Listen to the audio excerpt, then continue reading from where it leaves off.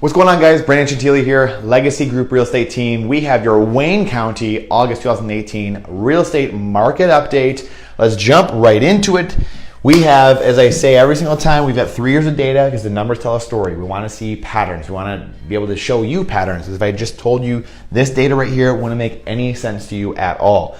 Also, we do August, we do the month previous because all the data is now in, everything is closed, and we can now give you the most accurate, up-to-date information.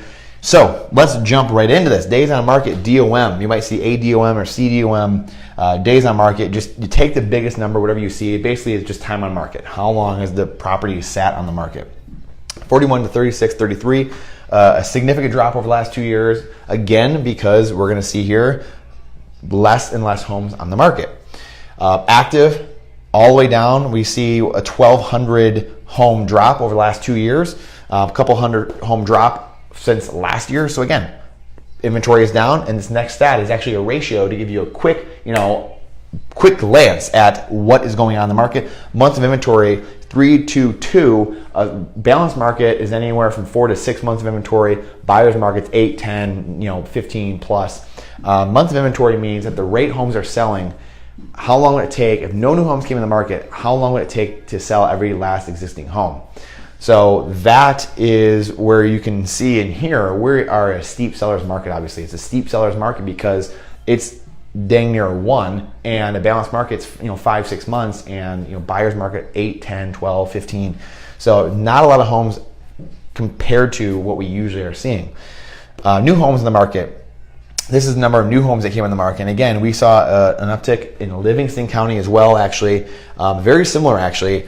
In August, the number of new homes coming to the market. August is usually a little bit slower month because people are getting back to school, they're doing last minute vacations, things like that. We've actually saw an uptick this year in Wayne County with the number of homes that came on the market in August. So a sign of things to come, maybe, I don't know. Maybe the buyer's slowing down a little bit because of interest rates going up. We will see. It's something to kind of measure, monitor over the coming months. But again, price per square foot going up considerably. $19 there over the last 2 years, and that is really the months previous. That's really kind of data from the months previous. So again, we will see what happens and what's going on there, but that's generally because inventory is down and the buyer pool has either increased or stayed the same. Just simple supply and demand, obviously, right?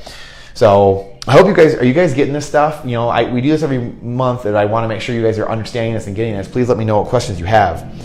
Sold homes. So again, hasn't fluctuated too much. A little bit of fluctuation from last year. I was down a little bit. That percentage change is somewhat noteworthy.